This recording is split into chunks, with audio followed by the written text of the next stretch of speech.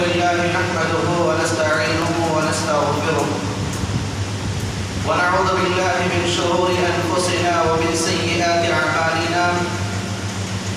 من يهده الله فلا مضل له ومن يضلله فلا هادي له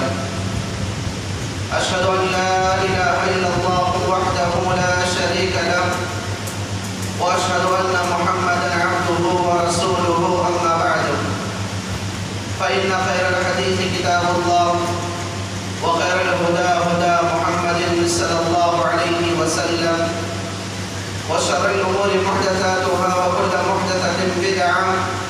وكل بدعة ضلالة وكل ضلالة في النار. أعوذ بالله من الشيطان الرجيم. بسم الله الرحمن الرحيم.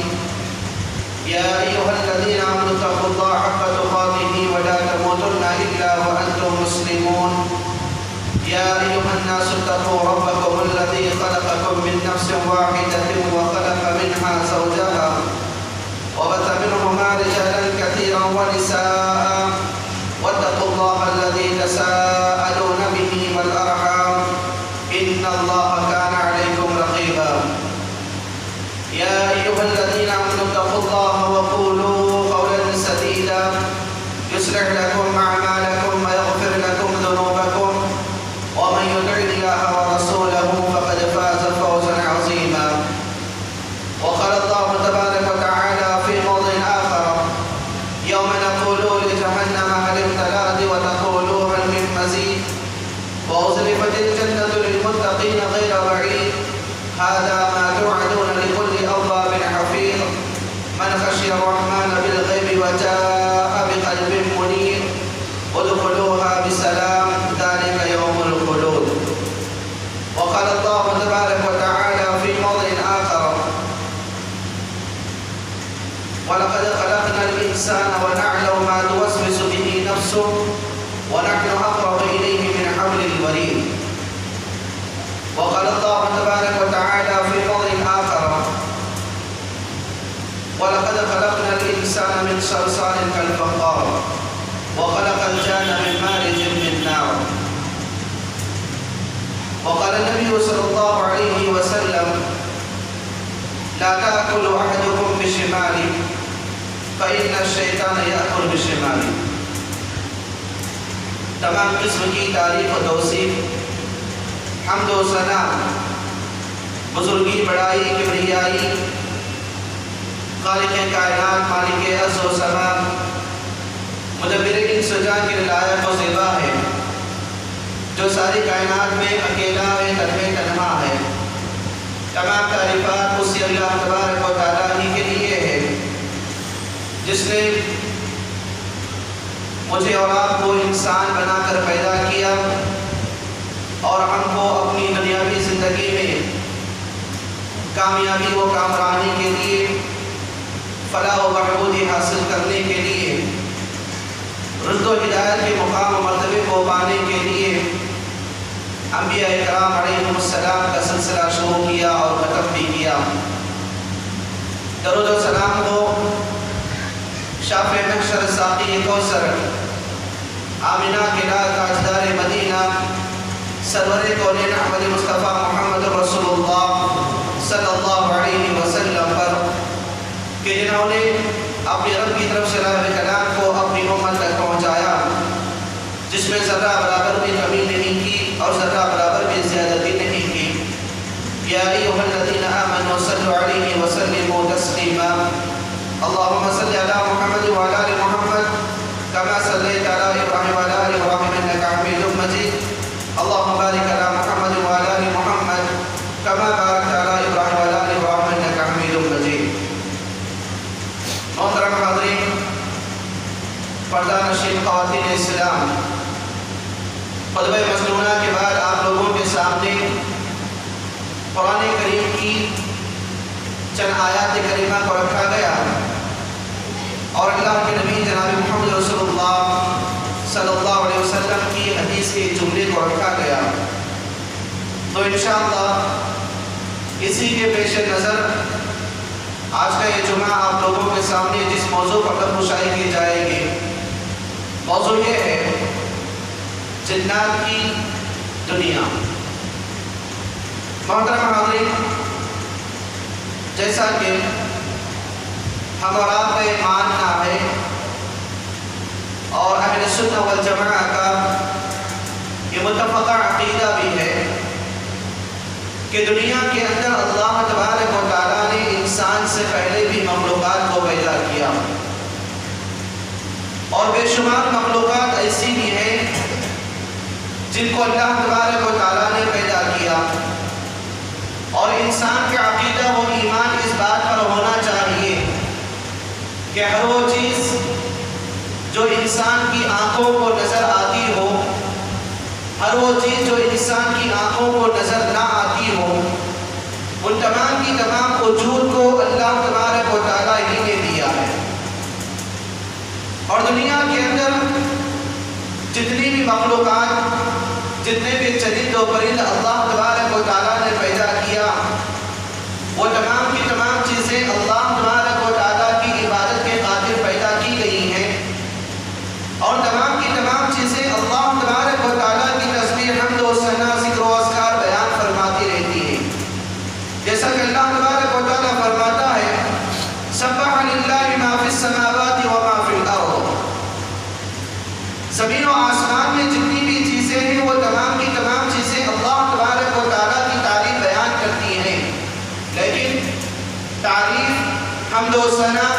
اللہ کی عبادت کے بیان کرنے کی کیفیت، اس کے بارے میں خاموشی اختیار کرنا ہم اور آپ کے لیے بہتر ہے، لیکن ایمان لانا ہم اور آپ کے لیے ضروری ہے، کیونکہ اللہ تبارک و تعالیٰ کی دیگر مخلوقات کی عبادت کی کیفیت اور طریقہ نہیں بتایا گیا، اسی لیے ان چیزوں پر ہم کو ایمان لانا ہے اور ہم چیزوں پر ہم کو تصدیق کرنا ہے۔ تو آئیے ہم اور آپ دیکھتے ہیں کہ اللہ تبارک و تعالیٰ دنیا کے اندر انسان کو پیدا کرنے سے پہلے فرشتوں کو بھی پیدا کیا اور جنات کو بھی پیدا کیا، جیسا کہ مختلف احادیث سے یہ باتیں ہمیں ملتی ہیں کہ اللہ تبارک و تعالیٰ نے انسان کو مٹی سے پیدا کیا، جنات کو آگ سے پیدا کیا، اور فرشتوں کو اللہ تبارک و تعالیٰ نے نور سے پیدا کیا۔ تو ایسا ہوا کہ دنیا کے اندر یہ تین مخلوقات اللہ تبارک و تعالیٰ کی بڑی بڑی مخلوقات ہیں، ان میں سے جو جنات اور انسان کا جو مقام و مرتبہ اللہ تبارک و تعالیٰ کی نظر میں ہوتا ہے وہ یہ ہے کہ جنات اور انسان یہ دونوں شریعت کے مکلف ہوتے ہیں، کہ جس طرح انسان دنیاوی زندگی میں توحید کا اقرار کرتا ہے، پلرز آف ایمان کو، پلرز آف اسلام کو مانتا ہے، اور اپنی دنیاوی زندگی میں حلال و حرام کے درمیان تمیز کرتا ہے،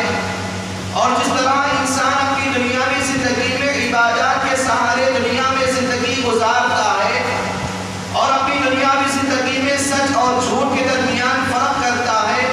اور کرنا بھی ضروری ہے کیونکہ انسان کو شریعت کا مکلف بنایا گیا، تو ویسے ہی اللہ تبارک و تعالیٰ نے جنات کو بھی شریعت کا مکلف بنایا ہے، اور جنات بھی اللہ تبارک و تعالیٰ کی عبادت کرنا،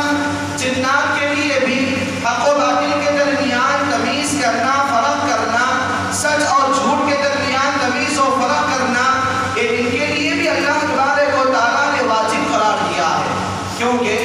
اللہ تبارک و تعالیٰ قرآن کریم میں فرماتا ہے وَمَا خَلَقْتُ الْجِنَّ وَالْإِنسَ إِلَّا لِيَعْبُدُونَ، کہ میں نے جنوں کو اور انسانوں کو صرف اور صرف میری عبادت ہی کے لیے پیدا کیا،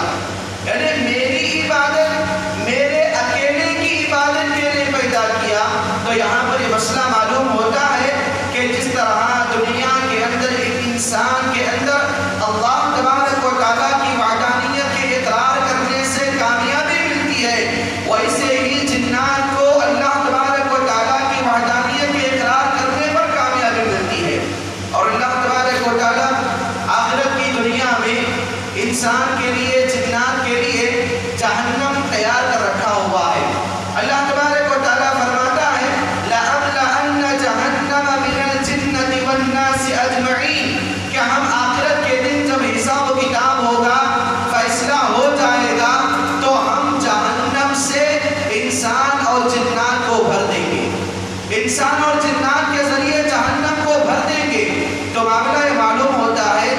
کہ جنات بھی انسانوں کی طرح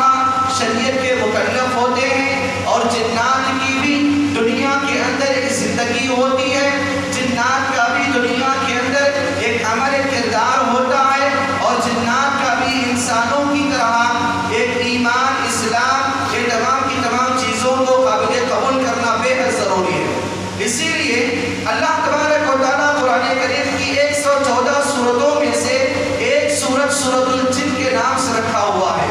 جس کے آغاز میں اللہ تبارک و تعالیٰ فرماتا ہے قُلْ أُوحِيَ إِلَيَّ أَنَّهُ اسْتَمَعَ نَفَرٌ مِّنَ الْجِنِّ فَقَالُوا إِنَّا سَمِعْنَا قُرْآنًا عَجَبًا يَهْدِي إِلَى الرُّشْدِ فَآمَنَّا بِهِ وَلَن نُّشْرِكَ بِرَبِّنَا أَحَدًا۔ اللہ تبارک و تعالیٰ جنات کے ایمان کی وضاحت کر رہا ہے کہ جب جنوں کی ایک جماعت نے قرآن کے حصے کو سنا، قرآن کی تلاوت کو اللہ کے نبی جناب محمد رسول اللہ صلی اللہ علیہ وسلم کے زبان مبارک سے سنا، تو تمام کے تمام جنات کہتے ہیں کہ ایک عجیب قرآن کو، عجیب و چیز کو ہم نے سنا جو یہدی الی الرشد فآمنا بہ، جو ہم کو ہدایت کی طرف بلاتی ہے، جس کے اوپر ہم نے ایمان لایا، وَلَن نُّشْرِكَ بِرَبِّنَا أَحَدًا، اور ہم اللہ تبارک و تعالیٰ کے ساتھ کسی اور کو شریک نہیں کریں گے۔ تو ان باتوں سے یہ بات معلوم ہوتی ہے کہ جنات کی بھی ایک دنیا ہے، جنات کا بھی دنیا کے اندر وجود ہے، جنات کو بھی اللہ تبارک و تعالیٰ شریعت کے مکلف بنایا ہے۔ تو آئیے ہمارا پہلے نمبر پر یہ بات معلوم کریں گے کہ جن کا معنی اور مطلب کیا ہوتا ہے۔ جن کہتے ہیں وہ چیز جو انسان کی آنکھوں کو نظر نہیں آتی، انسان کی آنکھوں کو نظر نہ آنے والی چیز جو جن ہوا کرتی ہے اسی کو جن کہا جاتا ہے، اور جن کو جن اس لیے کہا جاتا ہے کہ انسان کی آنکھوں کو نظر نہیں آتا۔ اور دوسری بات یہ ہے کہ اللہ تبارک و تعالیٰ نے انسانوں کی طرح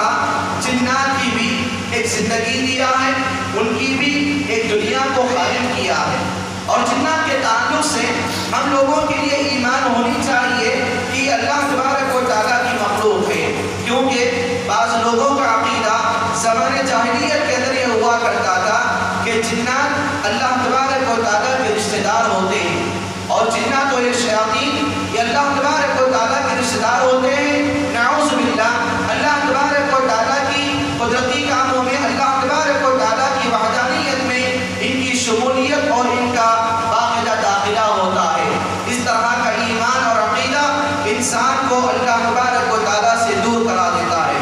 آئیے ہمیں دیکھتے ہیں کہ جن اور شیطان، ان دونوں میں فرق کیا ہے۔ جن اور شیطان میں فرق معلوم کرنے کے لیے سب سے پہلے ہم یہ معلوم کریں کہ انسان میں بعض انسان مسلمان ہوتے ہیں، ایمان والے ہوتے ہیں، اور بعض نافرمان بردار ہوتے ہیں، کفار و مشرکین ہوتے ہیں، لیکن دونوں کو بھی انسان کہا جاتا ہے۔ اور جو انسان ہوتا ہے اس کو نیک انسان، اچھا انسان، مومن بندہ کہا جاتا ہے۔ اب جو انسان کافر و مشرک ہوتا ہے اس کو کافر و مشرک کے نام سے جانا جاتا ہے۔ اب جو آدمی ایمان والا ہوتا ہے اس کی پوری حرکتیں، اس کے اخلاق، اس کی تہذیب و تمدن دنیا کے اندر لوگوں کو تکلیف پہنچانے والی نہیں ہوتی۔ لیکن انسانوں میں کی جماعت وہ انسان جو اپنی دنیاوی زندگی کے اندر باقاعدہ طور پر کفریہ، شرکیہ، منافقانہ، فاسقانہ، فاجرانہ عقائد کو لے کر دنیا کے اندر زندگی گزارتے ہیں، تو ان کی شرارتیں دنیا کے اندر عام ہو جاتی ہیں، جس کی وجہ سے لوگ ان کی شرارتوں سے تکلیف محسوس کرتے ہیں۔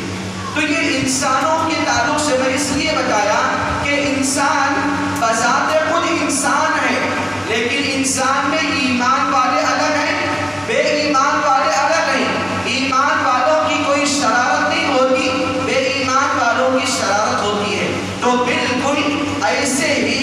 جن کہا جاتا ہے ایک ذات کو، ایک قسم کو، ایک نفس کو،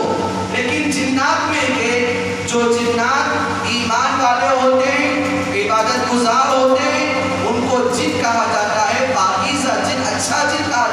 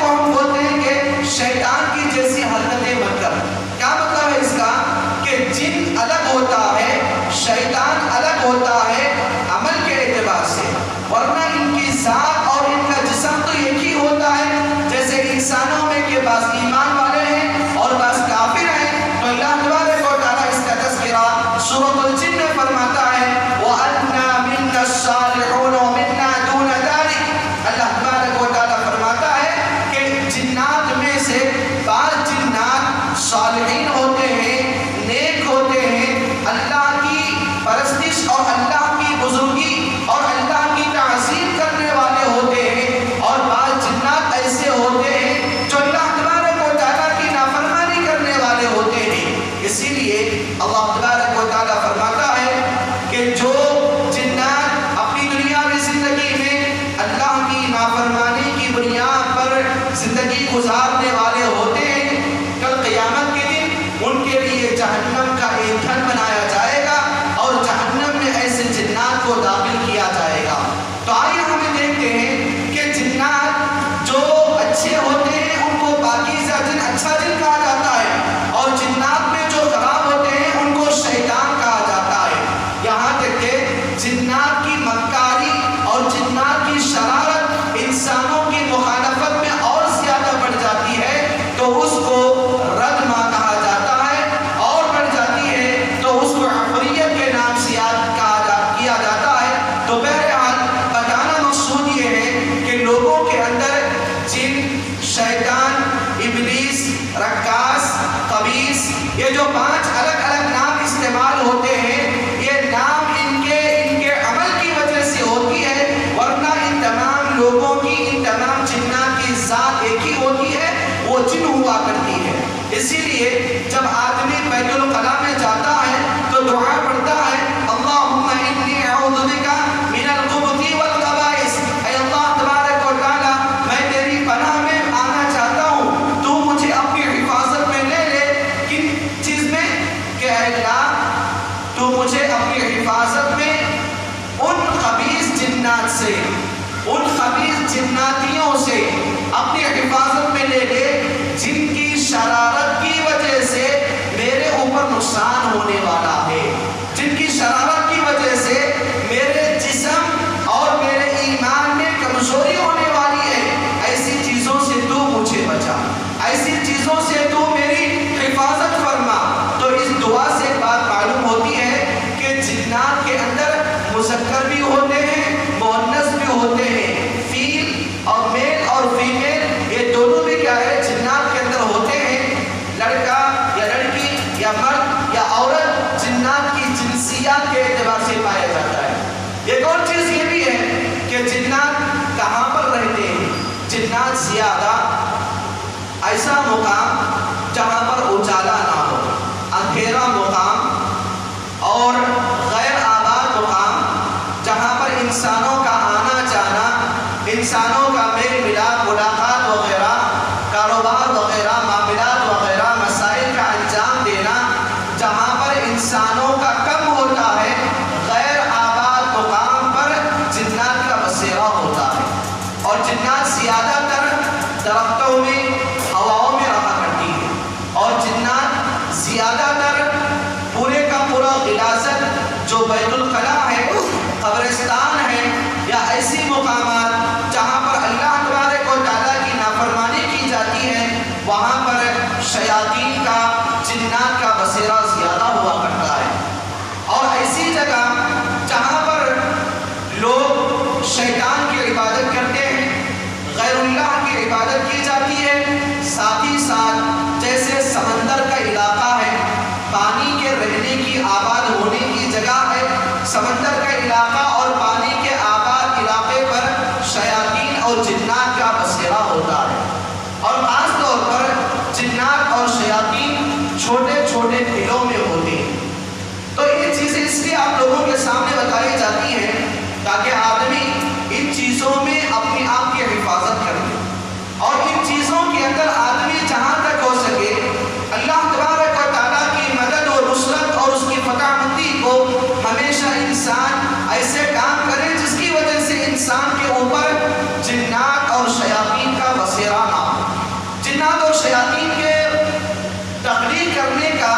ان کے بنانے کا، ان کے پیدا کرنے کا سب سے بڑا مقصد یہ ہے کہ اللہ تبارک و تعالیٰ ان کے ذریعے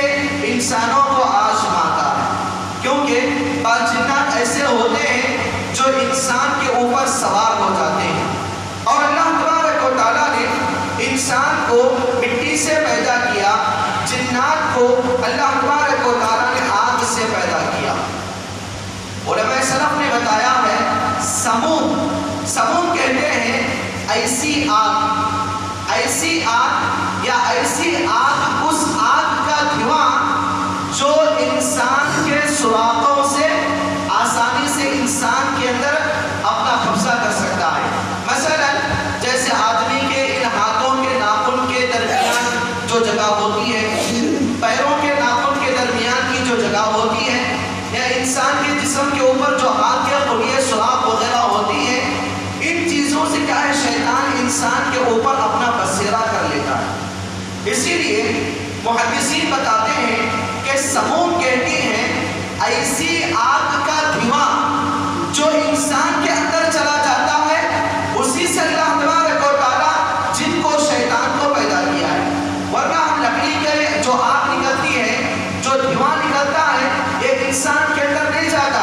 البتہ اس سے کیا ہے آنکھیں جل جاتی ہیں، لیکن یہ کیا ہے اندر نہیں جاتا۔ یہی فرق ہے دنیا کی آگ ہے، اور یہی فرق ہے جنات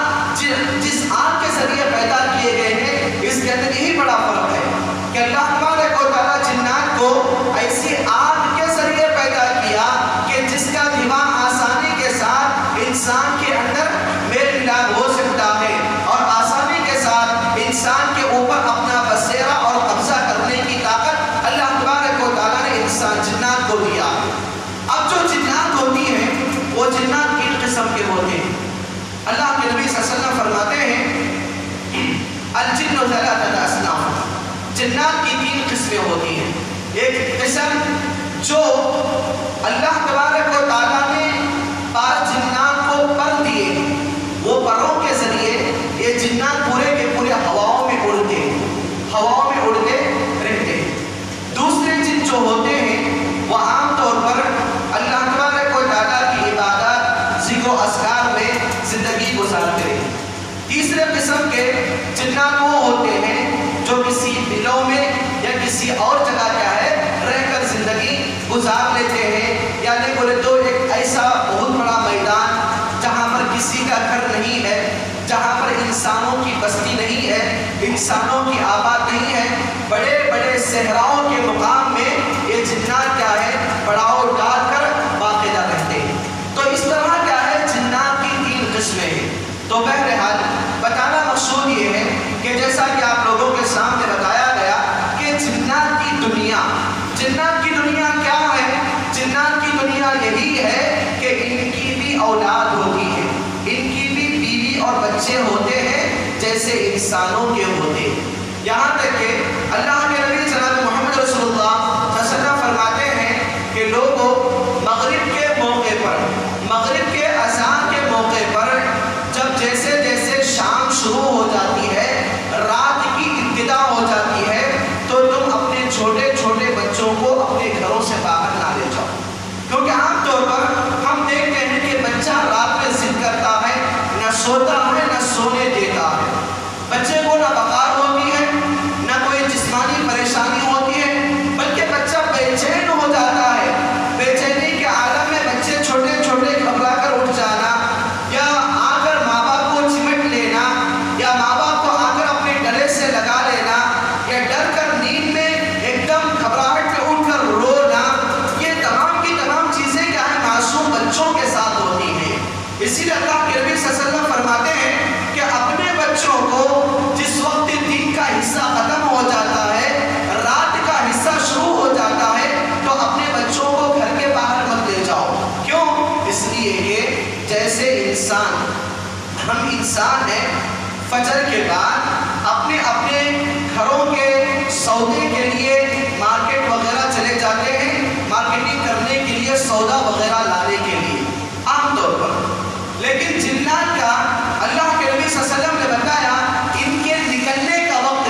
ان کے سیر کرنے کا وقت، اور ان کے کیا ہے سودا کرنے کا وقت جو ہوتا ہے وہ ہے پورے کا پورا مغرب کے بعد کا وقت۔ مغرب کے بعد کا وقت، رات کا وقت جو حصہ شروع ہوتا ہے، وہاں پر کیا ہے جنات کاروبار کے لیے، سودا لانے وغیرہ کے لیے باقاعدہ اپنے آپ کو تیار ہو جاتے ہیں، نکل لیتے ہیں۔ تو ایسی صورت میں کسی جن کو، کسی شیطان کو انسان کا کوئی بچہ پسند آ جاتا ہے، تو وہاں پر اپنے نظروں کے ذریعے اس بچے کو کمزور کر دیتی ہے، جس کی وجہ سے وہی بچہ جس کے اوپر جنات و شیاطین کا اثر ہو جاتا ہے، تو جس کی وجہ سے رات میں بچے بے چین ہونا، رات میں بچے ڈر کر اٹھنا، گھبرا کر اٹھ جانا، رات میں بے چینی کے عالم میں برداشت قوت سے باہر ہو جانا، یہ تمام کی تمام چیزیں بچوں کے اندر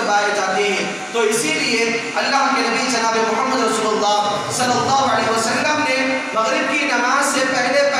اپنے بچوں کو گھر میں رکھنے کی تاکید دی ہے تاکہ اپنے بچوں کو کسی طرح کا ظلم اور کسی طرح کی پریشانی ان شیاطین اور جنات سے نہ ہو سکے۔ اور ایک بات یہ بھی ہے کہ جنات کے تعلق سے، شیاطین کے تعلق سے، کہ جنات اور شیاطین کی غذا کیا ہے، یہ کیا کھاتے ہیں، اللہ کے نبی صلی اللہ علیہ وسلم فرماتے ہیں کہ لوگوں تم دو چیزوں سے استنجا باقی حاصل نہ کرو۔ وہ دو چیزیں کون سی ہیں؟ ایک ہے ہڈی اور ایک ہے گوبر۔ یہ دو چیزیں جنات کی غذا ہوا کرتی ہیں، ان دونوں چیزوں سے کیا ہے آدمی استنجا حاصل نہ کرے، کیونکہ یہ کہ اللہ کے نبی صلی اللہ علیہ وسلم فرماتے ہیں یہ تمہارے بھائی جنات کی غذا ہوتی ہے، ان کی غذا کو تم غلیظ نہ کرو جس کی وجہ سے ان کو تکلیف ہو جاتی ہے۔ تو یہ کیا ہے، ہڈی اور گوبر، یہ دو چیزیں جنات کی غذا ہوتی ہیں، ان دونوں چیزوں کو آدمی کیا ہے پاکیزگی کا اہتمام ان دونوں چیزوں پر کرنا بے حد ضروری ہے، اور ان دونوں چیزوں سے آدمی کیا ہے کسی طرح کا استنجا اور ناپاکی کا کسی طرح کا سبب نہ بنے۔ ایک اور چیز یہ بھی ہے کہ جنات عام طور پر بلوں میں رہتے ہیں، چھوٹے چھوٹے سوراخ، چھوٹے چھوٹے بل جہاں کہیں بھی نظر آتے ہیں، یہاں پر آدمی کو استنجا کرنے سے، وہاں پر پیشاب وغیرہ کرنے سے کیا ہے اسلام انسان کو منع کیا ہے، کیونکہ آدمی عام طور پر اپنے اوپر جو اثرات کو لیتا ہے یا اپنے اوپر آدمی جن پریشانیوں کے عالم کو بڑھا لیتا ہے، ان اسباب میں سے ایک سبب یہ بھی ہے کہ اگر کوئی آدمی کسی بل میں سوراخ میں پیشاب کر لیتا ہے یا وہاں پر اپنا استنجا کر لیتا ہے تو جس کی وجہ سے بلوں میں رہنے والے جنات عبادات کرتے ہیں۔ بلوں میں رہنے والے جنات، بعض جنات کیا ہے عبادات کرتے رہتے ہیں، جب عبادت کے موقع پر ہم کسی کو تکلیف دیں گے تو ظاہر سی بات ہے غصہ آ جائے گا، تو ایسے ہی ان بلوں میں رہ کر یہ جنات باقاعدہ عبادات کرتے رہتے ہیں، تو وہاں پر آدمی کو اپنا استنجا کرنے سے اللہ کے نبی صلی اللہ علیہ وسلم نے دور کیا ہے، منع فرمایا۔ تو یہ کیا ہے جنات کے اثرات، یا جنات کی زندگی، یا جنات اپنی دنیا میں زندگی کے اندر اللہ کے نبی جناب محمد رسول اللہ صلی اللہ علیہ وسلم کی اوپر جس قرآن کا نزول ہوا ہے اس قرآن کی تلاوت بھی کرتے ہیں۔ اللہ کے نبی صلی اللہ علیہ وسلم فرماتے ہیں کہ ایک مرتبہ مجھے جنات کے طرف سے ایک دعوت آئی تاکہ میں ان کے پاس جا کر اسلام کی دعوت دوں۔ صحابہ کرام کہتے ہیں کہ ایک رات میں ہم اللہ کے نبی صلی اللہ علیہ وسلم کو ڈھونڈا، تلاش کیا، اللہ کے نبی صلی اللہ علیہ وسلم نہیں ملے، تو اس رات میں پورے کے پورے صحابہ کرام بیداری کی حالت میں رات گزارا۔ بعد میں جب فجر کی نماز ہوئی تو اللہ کے نبی صلی اللہ علیہ وسلم وادی نخلا سے مقام سے اترتے ہوئے اللہ کے نبی صلی اللہ علیہ وسلم صحابہ کرام کو نظر آ گئے، تو صحابہ کرام نے اللہ کے نبی صلی اللہ علیہ وسلم سے پوچھا، اللہ کے نبی صلی اللہ علیہ وسلم آج رات کہاں پر گئے تھے، آپ کہاں پر گئے تھے؟ ہم یہ خیال کیے کہ کسی نے آپ کو کڈنیپ کر لیا ہے، اغوا کر لیا ہے، یا آپ کو کسی نے قتل کر لیا ہے، اس طرح ہمارے ذہن و دماغ میں یہ باتیں پہنچی ہیں۔ اسی لیے اللہ کے نبی صلی اللہ علیہ وسلم سے صحابہ کرام کو کہتے ہیں، پوچھتے ہیں کہ آپ نے کہاں گیا؟ تو اللہ کے نبی صلی اللہ علیہ وسلم کہتے ہیں کہ مجھے جنوں کی طرف سے ایک جن آ کر بلایا تاکہ میں ان کو اسلام کی دعوت دوں، قرآن کی تلاوت کو سناؤں، تو میں ان کے پاس گیا، اسلام کی دعوت کو دیا، قرآن کی تلاوت ان کے سامنے کیا، تو ان میں سے جنوں کی بات جماعت نے اسلام کو قبول کیا اور اپنے آپ کو توحید پرست ہونے کا اعلان کیا۔ اسی لیے کیا ہے میں بعد میں واپس آ گیا۔ تو بتانا مقصود یہ ہے کہ اللہ کے نبی صلی اللہ علیہ وسلم نے صرف انسانوں کے اندر ہی نبی بنا کر مبعوث نہیں کیے گئے، بلکہ اللہ کے نبی جناب محمد رسول اللہ صلی اللہ علیہ وسلم پورے کے پوری انسانیت کے ساتھ ساتھ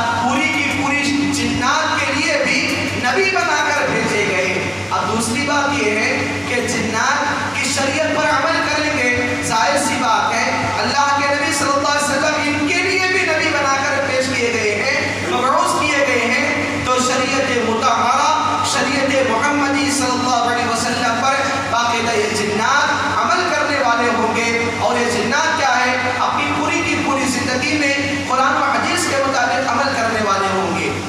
اب یہ رہا مسئلہ کیا آخرت میں انسانوں کے ساتھ جیسے حساب و کتاب ہوگا، انسانوں کے لیے جیسے جنت و جہنم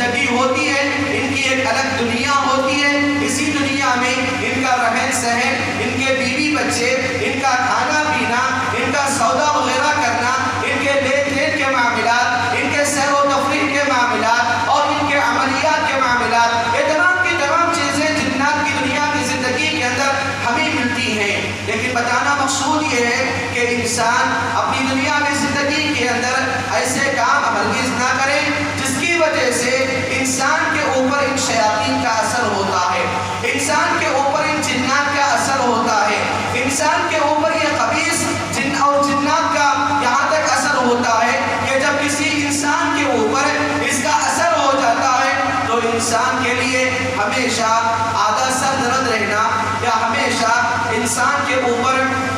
کمر درد ہونا، یا انسان کے لیے سردی اور زکام کا ہونا، یا انسان کا کوئی کام کرنے کے بعد اس کام کے اندر بھلاہٹ زیادہ ہو جانا، یا انسان کے کسی کام کے کرنے کے بعد انسان کے اندر ہمیشہ چڑچڑا پر رہنا، ہمیشہ غصہ رہنا، اور چار لوگوں کے ساتھ مل کر بیٹھنا، چار لوگوں کے ساتھ مل کر بیٹھنے سے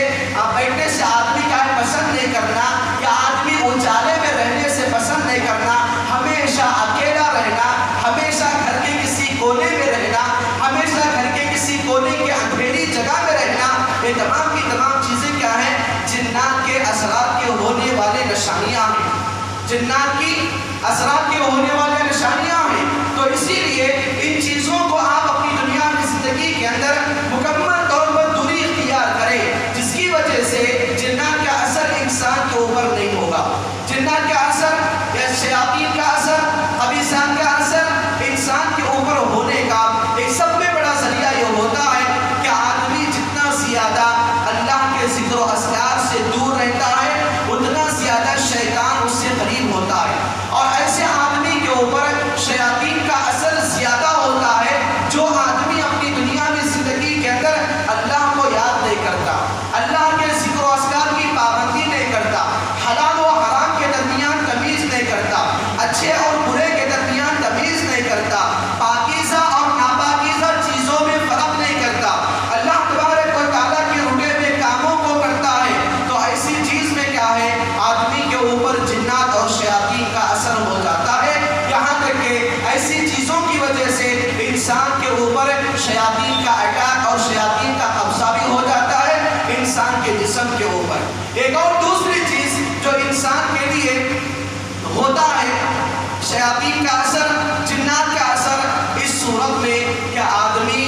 جب اس کے اوپر غسل واجب ہو جاتا ہے، کہ کوئی آدمی اپنی بیوی سے مل لیا جس کی وجہ سے اس کا غسل ٹوٹ جاتا ہے، یا جس کے اندر یا ایسا نوجوان جو غیر شادی شدہ ہے لیکن اس کا نیٹ فیل ہوا، احتلام ہوا، اس کے شرمگاہ سے منی نکل جاتی ہے، لیکن ایسی صورت سے آج کل بہت سارے نوجوان ایسے ہیں، بہت سارے شادی شدہ افراد ایسے ہیں جن کے اوپر غسل کے واجب ہو جانے کے باوجود بھی پانی نہیں نہاتے، بغیر پانی نہائے کے اپنے کاروبار کو نکل جاتے ہیں، اپنے کسی اور معاملے کو نکل جاتے ہیں، کسی اور معاملے کو نکلنے کے بعد ان کو پانی نہانے کی توفیق نہیں ہوتی، یہاں تک کہ آج سب سے زیادہ ایک آدمی کو جن کا اٹیک ہونے کا سب سے بڑا سبب یہی ہوتا ہے کہ ان کے اوپر غسل کے واجب ہونے کے باوجود بھی غسل نہ اختیار کرنا، کیونکہ شیطان ہمیشہ